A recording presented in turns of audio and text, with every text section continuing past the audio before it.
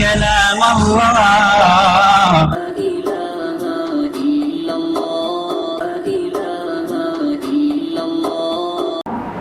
মুসলিম শরীফের কিতাবুস সালাহ অধ্যায় থেকে বাবুত তাসবিহ ওয়াত তাহমিদ ওয়াত তামিন চ্যাপ্টার থেকে হযরত আবু হুরায়রা রাদিয়াল্লাহু তাআলা আনহু বর্ণিত মুসলিম শরীফের 942 নম্বর হাদিসটি পাঠ করেছি। সূরাতুল ফাতিহা এর ৫ম নম্বর আয়াতের তাফসীর চলতেছিল।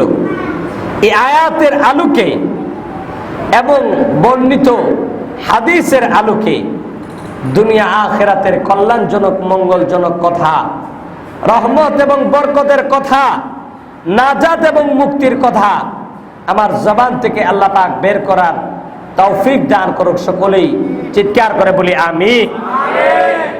এলাহি ও বাতেं ज़बां पर दे जो दिल पर আসর করে। আবারও চিৎকার করে বলি আমিন। ৫ম নম্বর আয়াত হলো ইহদিনাস সিরাতাল মুস্তাকিম। এর অর্থ হলো, হে আল্লাহ আমাদেরকে হেদায়েত দান করুন, সরল এবং সঠিক পথ যেটাকে সিরাতে মুস্তাকিম বলা হয়, যেই পথের উপরে চলে আম্বিয়ায়ে কেরাম, সাহাবায়ে কেরাম, আউলিয়ায়ে কেরাম, বুজুর্গানে দ্বীন এবং মুমিন ব্যক্তিরা আপনার কাছে মকবুল হয়েছে, আপনার কাছে প্রিয় হয়েছে এবং দুনিয়া আখিরাতের কামিয়াবি হাসিল করছে। ওই পথের হেদায়েত আপনি আমাদেরকে দান করুন। আল্লাহ সুবহানাহু ওয়া তাআলা আমাদেরকে সৃষ্টি করছেন তার ইবাদতের জন্য। প্রত্যেকটা কাজের ভিতরে একটা মাকসাদ থাকে। মানব সৃষ্টির পিছনে আল্লাহর উদ্দেশ্য কি, আল্লাহ সেটা কোরআন শরীফে জানায়া দিয়েছেন। আল্লাহ বলছেন, ওয়া মা খালাকতুল জিন্না ওয়াল ইনসা ইল্লা লিয়াবুদুন, আমি মানব এবং জিন জাতিকে সৃষ্টি করেছি আমার ইবাদতের জন্য।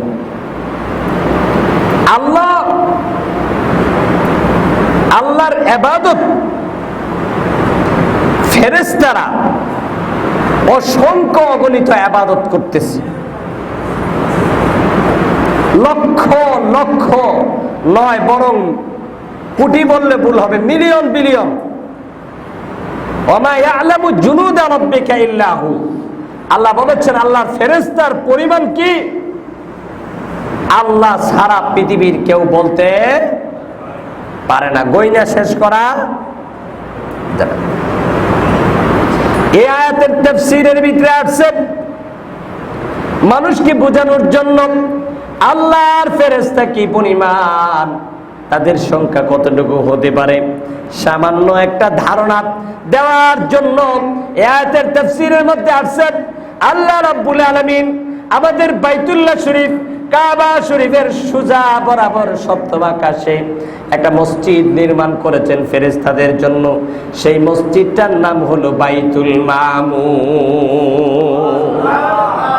ফেরেশতা আল্লাহর কাছে দাবি করেছিল যে মানুষকে তোয়াফ করার জন্য, ইবাদত করার জন্য আপনি যেভাবে বাইতুল্লাহ শরীফ, হারাম শরীফ নির্মাণ করে দিয়েছেন, তেমনি ভাবে আমাদের ফেরেশতাদের জন্য একটা ঘর আপনি কি করে দেন, নির্মাণ করে দেন, বানায়া দেন। আল্লাহ রাব্বুল আলামিন ফেরেশতাদের দোয়া কবুল করেন। সপ্তম আকাশের উপরে বাইতুল মামুর নামক একটা মসজিদ ফেরেশতাদের জন্য নির্মাণ করে দিয়েছেন। সেই মসজিদে প্রতিদিন ৭০,০০০ ফেরেশতা তোয়াফ করে ইবাদত করে। এরপরে এরার সিরিয়াল চলে যায়, আরেক ৭০,০০০ আসে, পরের দিন আরেক ৭০,০০০ আসে, এভাবে প্রতিদিন ৭০,০০০ করে ফেরেশতারা ইবাদত করতেছে। কিন্তু বাইতুল মামুর সৃষ্টির পরে দুনিয়ার সৃষ্টির পরে যেই 70,000 ফেরেশতা একবার বাইতুল মামুরের ইবাদত করেছে, বাইতুল মামুরকে তওয়াফ করেছে, আজও পর্যন্ত তারা দ্বিতীয় সিরিয়াল খুঁজে পায় না। দ্বিতীয়বার আর সিরিয়াল এখনো তারা কেন পায় না? ফেরেশতাদের বেশি সংখ্যার কারণে। ফেরেশতাদের এত সংখ্যা, যারা পায় না এদেরকেই সিরিয়াল দিয়ে শেষ করা কি যায় না। যারা একবার পেয়েছে তারা দ্বিতীয়বার আর সুযোগ পাচ্ছে না। সুতরাং বলুন তাহলে ফেরেশতাদের দুনিয়া শুরু থেকে নিয়ে এই পর্যন্ত যদি 70,000 করে একবার প্রতিদিন করে থাকে, তারপর আর কোনো সিরিয়াল না পায়, তাহলে ফেরেশতাদের সংখ্যা কি পরিমাণ হবে? এত সংখ্যক ফেরেশতারা আল্লাহর ইবাদত করতেছে। আল্লাহ বলে তাদের ইবাদতে আমি খুশি নয়, আমার কি মানুষের ইবাদতে আল্লাহ বড় খুশি। আল্লাহ মানুষের জন্য জান্নাত এবং জাহান্নাম বানাইছে। ফেরেশতাদের মর্যাদা চাইতে মানব জাতির মর্যাদা কোটি কোটি কোটি গুণ বেশি। মর্যাদা দানকারী কে? সম্মান দেওয়ার মালিক কে? আল্লাহ মানব জাতিকে ফেরেশতাদের চাইতে কি করেছেন? সম্মান দান করেছেন। তো মানুষ ইবাদত করে, ফেরেশতারাও ইবাদত করে। কিন্তু আশ্চর্যের কথা হলো, মানুষের ভিতরে আল্লাহ নারী পুরুষ বানাইছে, ফেরেশতাদের মধ্যে কোনো কি নাই? নারী পুরুষ নাই। এরা সব এক লিঙ্গের, এরা কোনো নারী পুরুষ এদের মধ্যে নাই। মানুষের মধ্যে আল্লাহ নারী পুরুষ বানাইছে। এরাও ইবাদত করে, মানুষও ইবাদত করে। তো মানুষের মধ্যে ভিন্ন করে বানাইলো কেন? এর কারণ হলো আল্লাহ রাব্বুল আলামিন জান্নাত জাহান্নাম ফেরেশতাদের জন্য তৈরি করে নাই, মানুষের জন্য তৈরি করেছেন। মানুষের দুনিয়ার জীবনে মানুষ থেকে অনেক পরীক্ষা নেওয়া হবে। ওই পরীক্ষার মধ্যে একটা বড় পরীক্ষা হলো নারী পুরুষের পরীক্ষা। আল্লাহ নারী পুরুষ বিপরীত লিঙ্গ বানাইয়া এক লিঙ্গের কে আরেক লিঙ্গের প্রতি আকৃষ্ট করে দিয়েছে। পুরুষকে নারীর প্রতি, নারীকে পুরুষের প্রতি আকৃষ্ট করে দিয়েছে। আল্লাহ পাকের পরে বিধি বিধান দিয়েছে, বিবাহের আগ পর্যন্ত বৈবাহিক সমস্ত আচরণ থেকে তোমাকে বিরত থাকতে হবে, হেফাজতে জীবন রাখতে হবে, জীবনকে হেফাজতে রাখতে হবে। এই পরীক্ষায় তুমি কতটুকু পাশ করতে পারো, এই পরীক্ষা নেওয়ার জন্য আল্লাহ কি করেছে? আমাদের মধ্যে নারী পুরুষ তৈরি করেছেন।